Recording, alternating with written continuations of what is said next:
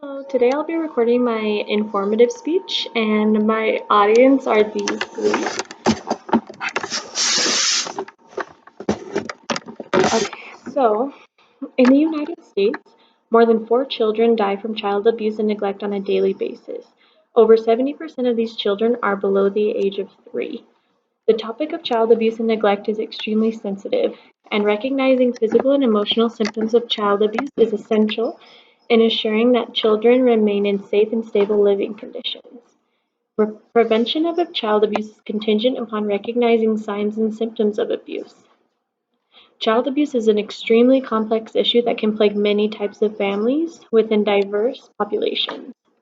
This issue does not discriminate based on socioeconomic status, race, ethnicity, or physical demographic. Social workers are oftentimes responsible for recognizing the signs of abuse and creating specific prevention plans. Every individual would agree that recognizing and preventing child abuse is enormously important. Throughout this speech, I will discuss tactics one can use in recognizing child abuse and neglect. I will also touch on the different types of abuse that can occur, those being physical abuse, emotional abuse, sexual abuse, and neglect. There are many ways in which individuals can intervene when they suspect abuse. It is important for people to be educated on how to recognize child abuse. Children of abuse may present in a couple of different ways. They could be socially withdrawn, acting a bit aggressive, or simply acting unlike themselves. It is important for those who are around children on a day-to-day basis to be trained in recognizing these signs of abuse. An article called At Risk for Abuse, A Teacher's Guide for Recognizing and Reporting Child Neglect and Abuse touches on tips for teachers that include recognizing child abuse and neglect. Teachers oftentimes play a significant role in the reporting process simply due to the personal nature of their jobs. They form connections with students who mean a great deal to them, and it is easy for teachers to pick up on behavioral changes among the students they interact with on a daily basis. Aspects to look out for include isolation, issues with socializing, poor academic performance, and general aggressive behavior. Signs of emotional abuse are oftentimes harder to detect than, for example, a child coming to class with a black eye. While teachers are often an integral piece in recognizing and reporting abuse, police officers, caregivers, and social workers are also trained in recognizing these signs as well. All individuals, whether professional or not, should be aware of recognizing and reporting child abuse. Neglect is a form of abuse I would also like to touch on. There are several forms of neglect, having only one thing in common: the damaging ramifications on the child. Things such as ignoring a child's needs, diminishing the child's self-worth, leaving the child in a compromised or dangerous situation, or exposing the child to sexual situations would all be considered neglectful behavior. These types of situations have the power to extremely affect the child's general state of well-being and should be reported immediately as well. These situations are harder to pick up on purely because abuse and neglect often occur behind closed doors. Abusive parents or caregivers are master manipulators, and they will twist their children into believing what is occurring is their fault and deter them from seeking outside support or wanting to share their story with another adult. And the effects of neglect can last for many, many years.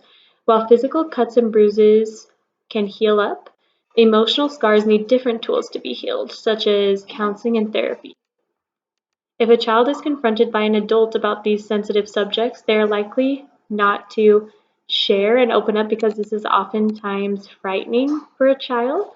They may be less inclined to share with someone who is so extremely forward and intimidating, and children of abuse may hold out on sharing the details because they wish to protect their caregiver, or on the flip side, they're nervous that if they do come forward with the information, they will be further abused and get in more trouble at home. So, recognizing abuse is essential for medical professionals as well, specifically emergency room doctors and staff. And physical injuries that occur during childhood have the ability to follow the individual well into adulthood. And it is important for doctors and nurses to recognize the signs of physical abuse within the medical setting. They should be knowledgeable about the common injuries associated with child abuse and be able to go on to make appropriate referrals afterwards. For example, if a child comes into the emergency room with serious injuries or multiple injuries, and the parent's explanation of these injuries is unreasonable, the doctor is obligated to follow up on their suspicions. Abuse can present itself in many forms, one of them being sexual. Sexual predators are prosecuted more severely than regular child offenders because of the heinous nature of this particular crime. Spotting the signs of sexual abuse in a child can be even more difficult than spotting the signs of emotional abuse. Part of the reason for this is the stigma that is attached to sexual abuse. Oftentimes, there is a shame associated with the act, and children who have experienced sexual abuse will start acting out in a sexual manner with other children, or they will begin speaking of things that they would otherwise know nothing about. And identifying sexual abuse in children is vital because of the tremendous damage and turmoil it brings into the child's life. In conclusion, recognizing abuse is arguably the most important job a social worker has.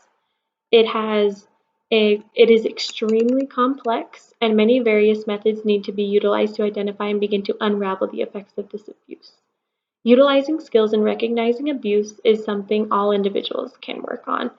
The more people educated, the more children will be saved from suffering. And we're able to keep children safe from these situations if we continue to recognize the signs and report them. So each form of abuse affects children in profoundly different ways. One thing that all social workers need to remember is that any child suffering from abuse needs a lifeline.